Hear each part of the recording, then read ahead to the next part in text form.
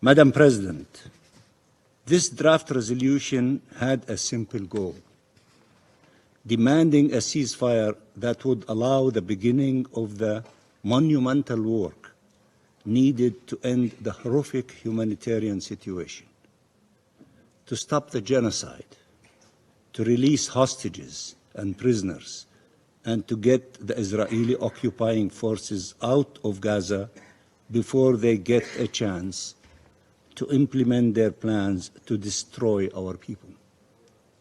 As they press on with the mass killing and forcible displacement of Palestinian civilians and theft of Palestinian land. The draft resolution also demanded an end to the engineered starvation that has brought an entire civilian population, 2 million people, among them 1 million children, to the edge of famine, and then used aid to lure them and confine them to an extremely limited area of the Gaza Strip, clearly to facilitate their expulsion and annexation.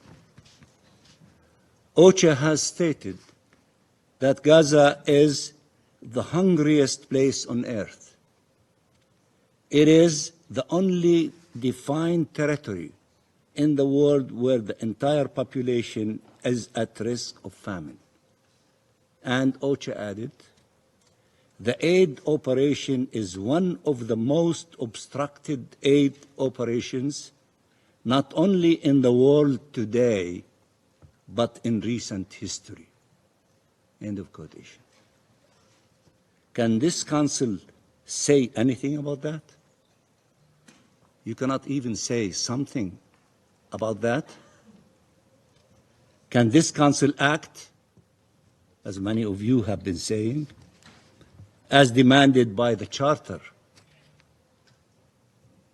that unify all of us to respect and honor the principles reflected and contained in that Charter, our Constitution? In the face of this open and ongoing threat to millions of human lives, those seeking life-saving aid to feed their children and themselves are being subjected to killing and degrading treatment and inhumane conditions, to a horrific degradation of life. This has to stop. It has to stop. Israel has to end this punitive, illegal siege. It has to open all crossings and allow aid to reach Palestinians throughout the Gaza Strip. The UN plan allows that. UN agencies and humanitarian organizations must be allowed to work, to extend life-saving aid to all who need it. Let them work. Let them work. Let them get to their work, as has been stated by our colleagues. Israel is breaching the fundamental rules of international law, of basic humanity. The ICJ orders in the case on genocide, the resolutions of the Security Council and of the General Assembly. Israel is committing war crimes and crimes against humanity. Can the Council say anything about that? Can you say anything before acting?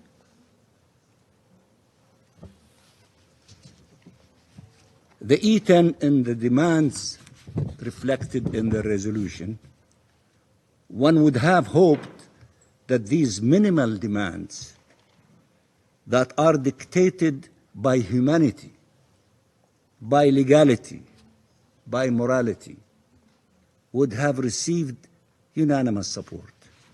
But unfortunately, they were faced with a veto. This draft resolution is long overdue. It came months after Israel broke the ceasefire and enacted a full-fledged blockade in humanitarian assistance, and not only resumed, but escalated its relentless killing of Palestinian children, women, and men, and its rapid destruction campaign across Gaza. It came after months of blatant, unapologetic, brazen Israeli violations of the resolutions of this Council, including Resolution 2735. All states represented here were hoping that the efforts of the US, Egypt, and Qatar would yield an immediate ceasefire to end this horrific war. But unfortunately, until now, that has not happened. Does that mean Israel can continue its destruction of the Gaza Strip and of all life within it while the negotiations continue? Does that mean it can starve people, the 2 million of them? That is an untenable and an unacceptable position. It should be rejected. It should not be allowed to continue. Madam President, we will be heading to the General Assembly in the coming days. But let us be clear. What can stop this genocide are immediate and real measures by states to deter Israel from prolonging this aggression against the Palestinian people and forcing it to stop the mad march it is embarked on across the occupied Palestinian territory. Let me repeat that measures by states, by the 14 of you, and by the dozens more, the almost 100 and maybe 60 who are in the General Assembly or more, measures by each and every one of you, as you demonstrate, and we are grateful for your demonstrations and tenacity in the Security Council in demanding action, and we also support you in continuing to knock on the door of the Security Council to shoulder its responsibility, but you can act in your national capacity. You don't need an invitation from anyone. You have tools available to you in your national capacity to make those who are making this miserable life of the Palestinian people in the Gaza Strip, killing them, starving them, forcing you all, forcing them to stop this crime against humanity. Yes, you can do it, and you have to do it. And I am sure you are on the verge, some of you will start first, of taking these steps to stop this crime from continuing to happen. And the brave ones who will take the first few steps will be followed by others. It has happened in the crushing of the abhorrent system of apartheid. It started with an employee in a grocery store in Ireland that led to a massive movement that spanned the globe to bring down that abhorrent system of apartheid. We are not exception to the rule. We see the marches everywhere. We see the support everywhere. We see your support and your loud and brave and principled position in the Council and outside the Council.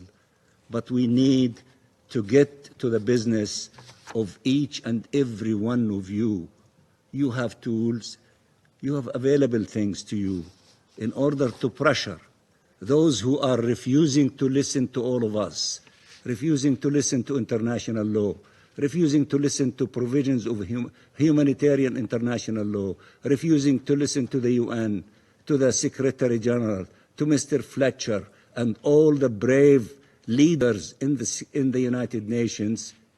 They need to be dealt with differently until they yield to our collective will that we will not tolerate, nor we will allow them to continue killing the Palestinian people and starving them as we see it in the Gaza Strip.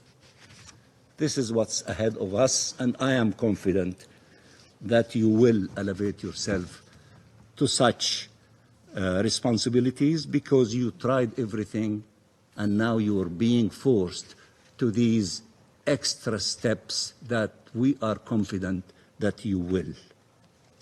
This is imperative to save lives and to finally bring an end to this abomination, this illegal occupation in every facet. Every country has an obligation to act. Act now. Act decisively. Act to end impunity. Act to end atrocities. Act for humanity. Thank you very much, Madam President.